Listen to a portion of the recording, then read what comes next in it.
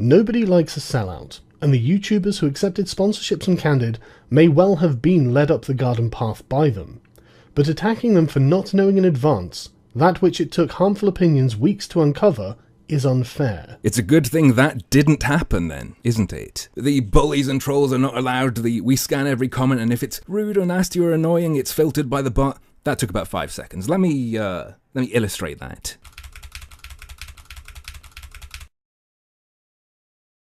On top of that, the stories about how the bot uses AI to enforce civility are on their website. And even if they did no research, the people sponsored by Candid, thanks to Baring, who was also sponsored telling me about this, are given a list of talking points that suggests they mention it. This means people like Sean Head, who in the past has viciously attacked social media platforms for using similar shadow banning systems, chose to, when paid, not mention that thing she hates. Not mention that thing her audience would hate in what she's advertising. Any of the free speechy people who advertised it and didn't tell you about that bit deliberately omitted it, went out of their way to think about it and then not mention something the people paying them to make a video suggested they mention. The ad Black Pigeon Speaks made was fucking hilarious, bearing this in mind. I think Mundane Matt's one was saying it's different to other social media or whatever, but I'm not gonna go listen to that again. Sargon doesn't seem to understand why this pissed people off, so I'll let him explain it to himself. I'll get it started off though. It looks like these people were lie to you through omission. And in my opinion, this is the highest and worst form of lying. This is a form of lying that is so advanced, and they have perfected to such a degree that they do not even need to tell you an untruth in order to mislead you. You can't actually point to their statements and say, this is a lie, because they don't make lying statements. But by the narrative that they weave, by the story that they tell you, they deliberately leave out key pieces of information that leave you with a false impression of what happened. Here's another really nice lie by omission. You see, there's a bunch of stuff I haven't been able to tell you. What made it drag out for weeks is that I've been carrying a bunch of info that I need to either not share because I might get in trouble for having it, hypothetically, allegedly I have it, or because the people who gave it to me would get in trouble. But I don't really care anymore, because my channel's gone, so fuck it, whatever. I'll give you one little piece of it. Here goes. I've shown you the CEO of Candid denying something in a suspicious way before. You said someone from our side approached someone to make a counter video. We have never approached anyone to make a counter video. I'm asking you, where did you get that information from? We have never asked anyone to attack you or counter you. That is a lie. While Baring, who was also sponsored by Candid, was helping me, he got in contact with Candid's marketer and talked about the shitstorm that followed my videos going up. Candid's marketer at the time responded and said, "We're actually aware of it, and we're having some influencers do a counter video. Would you be open to doing that as well?" Yeah, the Candid stuff did drag on a bit. That's what tends to happen when you're dealing with a paid retaliation. At least when it comes to me, because I don't tolerate that shit.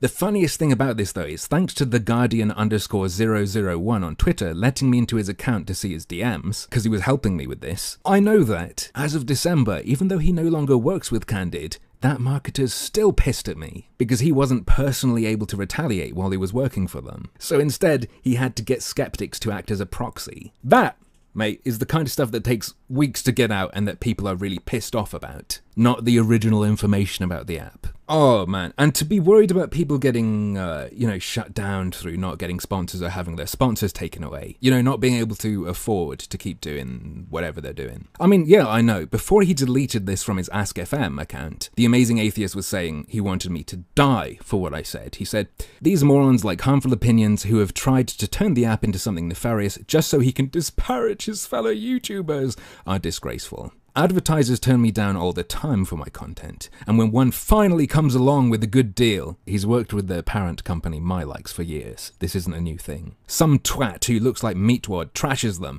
and makes it harder for me and others sponsored by Candid to make money. Fuck harmful opinions. As far as I'm concerned, he's cost me money and can/should die. So yeah, I understand for skeptics, the limit to free speech is when what you say might cost them money. But isn't legal intimidation a little bit more serious than criticism? When YouTuber Johnny Fox was trying to talk to Bindu Reddy, the CEO of Candid, she was telling him about how, regarding people criticizing her product, there were several blatant false allegations and that's technically libel. What I am saying is, they caused a lot of damages to us, and legal is not happy. So a lot of attackers straight up broke the law pretty badly. But I am trying to assess the situation fairly. Johnny asked her, "Explain to me first, what law was broken? In what way?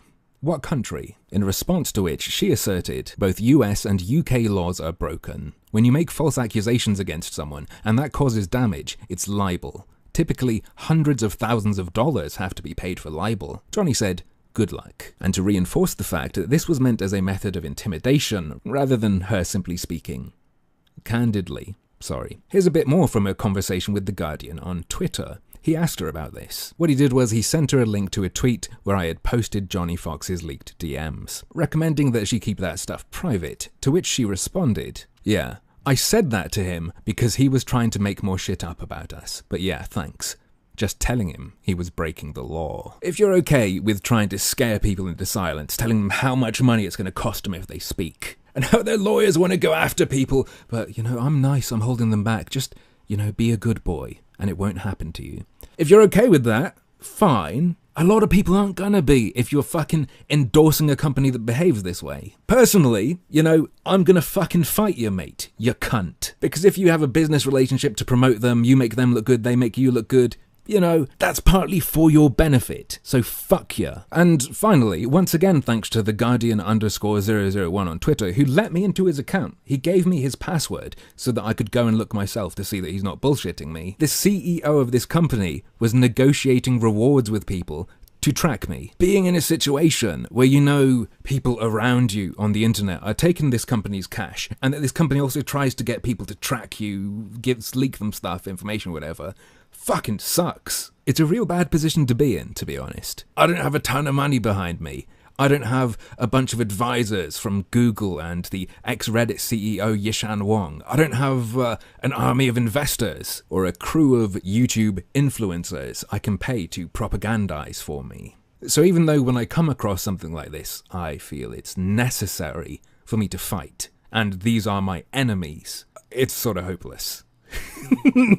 Very, very heavily outgunned. But it would be wrong for me not to, because of the promises I made early on about what I would do and what I would fight. I think in my 10k sub video, I've certainly said it a few times. Anyway, it was really weird because I don't remember if I mentioned, but I probably screwed up. Maybe I downloaded some dodgy shit. Whatever, I don't know. My security's compromised, lost a bunch of stuff.